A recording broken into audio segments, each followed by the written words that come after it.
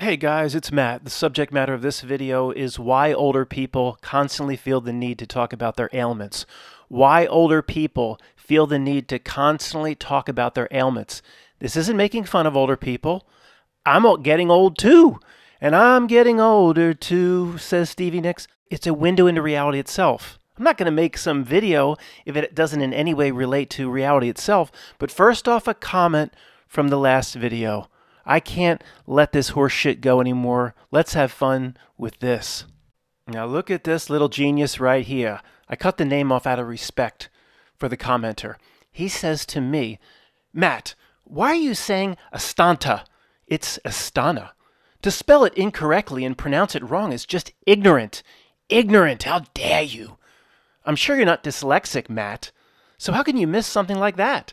It's a huge city, well known. There was even a World Tour cycling team named after the city, one of the best in the world in recent decades. Oh, that's good to know. It is Astana. It is simple. I love your content, but stuff like this is ignorant and embarrassing and terribly off-putting. Whew. Now, if this isn't a comment from, what was that character I had a couple years back? Nathaniel de la Violette, Kid Charlemagne from Berkeley. This is a Berkeley graduate or an Ivy League graduate if I've ever seen a comment from one. They're better than you. They're going to correct you. Let me ask this person. I've put out over 2,000 videos in 14 years. I can typically speak extemporaneously pretty well. Do you think it's possible that I know how to pronounce the name? Do you think it's within my capability to get that right? I don't give a shit. I didn't research it. I tried to remember it. I figured I was getting it a little wrong. I don't care to pronounce not nilk, NWO, anything correctly. That's why I call it not nilk. That's why I call it Cumberbatch or whatever, Benjamin Cumberbunbatch. I don't give a shit about pronouncing it correctly. Sorry, back to our regularly scheduled program. Why older people constantly have to get together. It's their primary purpose, I think, for having lunch together, to bitch and complain about their ailments. I just wrote about it in the book. It's a window into reality. After I wrote the page, I went, maybe everybody thinks this. Everybody knows this. So I did some research after the fact. I said, if this has been well documented for years, I'm not going to put it in the book. It's no window into reality genius for the book if this is well known. Well, I didn't think people would see it the way we see it. And let me just show you what people are saying, the top few selections from Google before what I tell you what it really is with the old people bitching about their ailments. I'm allowed to do this. It's not disrespectful. I'm in my 50s. The first damn week I turned 50, the AARP shit started to come in. The first few days, I think it was. I don't think a 25-year-old should probably be talking about this, but these are my peeps. I ain't that far away from it. This was the first thing that came up on Google per how I searched for it. Why Older People Talk About Their Ailments by Rachel McAlpine. Okay. Number 1. Our world has shrunk. We're less interested in the outside world and more interested in ourselves. So we assume the big world is equally interested in our ailments. Well, people are generally more selfish. That's not it, though. 2, we were strong, healthy children. So most health problems were due to childhood ailments, which we would, by definition, grow out of. A Berkeley graduate must have written this, too. By contrast, after middle age, any ailment might be, and probably is, a sign that we're getting older. And there's only one way this can end. So we talk about our ailments to stave off decrepitude and death. Well, this is a really horribly Berkeley organized paragraph. The root of the real reason is here. This person that wrote this doesn't know what they're talking about, but the root is close to here. 3, colds, flu, scarlet fever, chickenpox, measles were infectious and non-selective. What? With every epidemic, our family got a job lot. 6 for the price of 1. Oh, come on. There was nothing individual about being sick, nothing interesting. If I was sick, so was Jill, Deirdre, Pearl, blah, blah. Now we feel alone with each new ailment. And we talk about them for company. Oh, come on, and reassurance. Let's move through this. There's a few more here. Let's go quick. This person is out to lunch. 4, we've lived beyond Doctor Knows Best to the do-it-yourself era of health maintenance. For every whiff of an ailment, we can instantly get 100 solutions on the internet. There's a heck of a lot more information that can be shared, so we share it. If we can get it all on the internet, why are we talking to our old friends and complaining about it before the damn pizza's ready? This makes no sense. 5, we have a scientific, Astanta. We have a scientific interest in the state of our body and wish to optimize its efficiency for the years ahead. So the other three geniuses at the table waiting for the same damn pizza are going to be able to optimize its efficiency for you? Who you go? Are you there with Quincy, the ex-doctor? Who you having lunch with? We love being alive. There we go, rooting to this place and want to make the most of it. So we talk about how to manage our ailments. Oh, come on. We sympathize with friends who have ailments and want to offer support. No, no, no, no, no.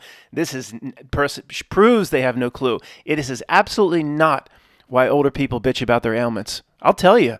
Went to a few other sources. This is the last one we'll look at. I think this one's from Quora, just to see if anybody was saying anything close to what I'm saying in the book, and I couldn't find anything. I doubt they are. So Maitland says old people bitch about their ailments because they're sick, and that's a defining part of their lives. That's usually not the case when you're younger, but it was for me.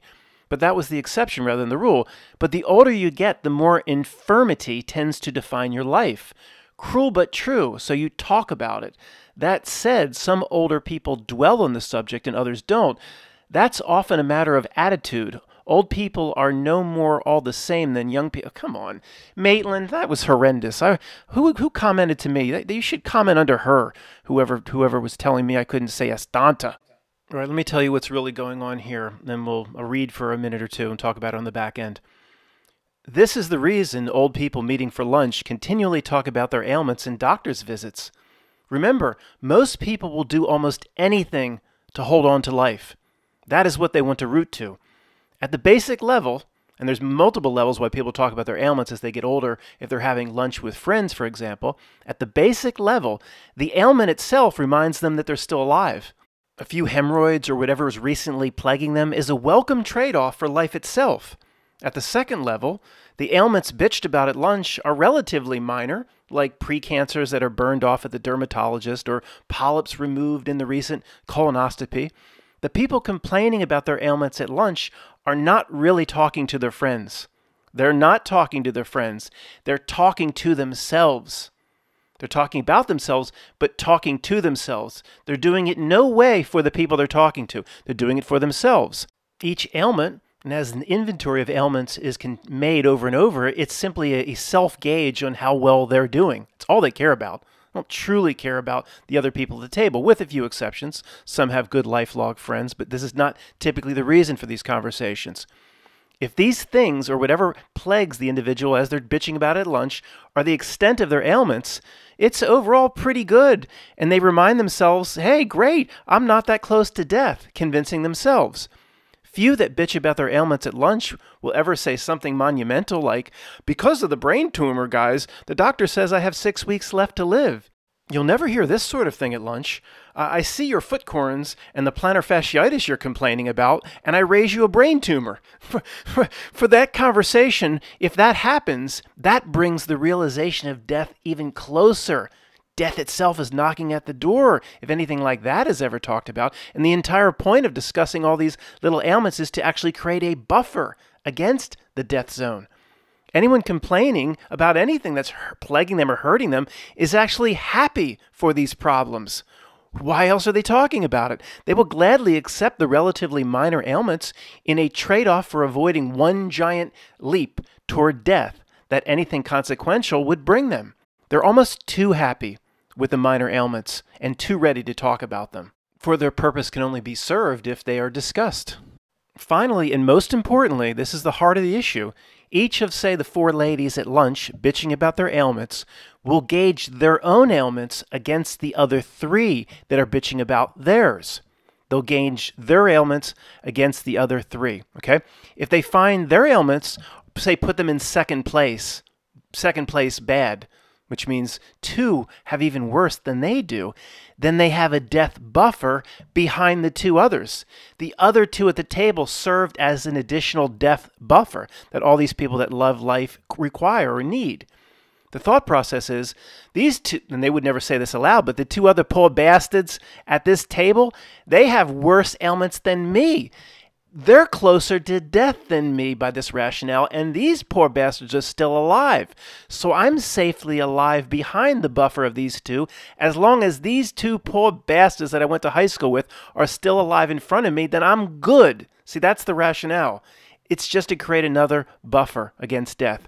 At lunch, when all four show up again, see, all four come through the door again, then these people, they're quite pleased that they're all still alive, and this death buffer remains, as long as those ailments still remain, and they're still a little worse than your ailments. I assure you this is basically what's going on. The people at the table would call me a loon. If I went up to these ladies having the high school reunion lunch, I'd say, let me tell you, I hear you talking about the corns on your feet.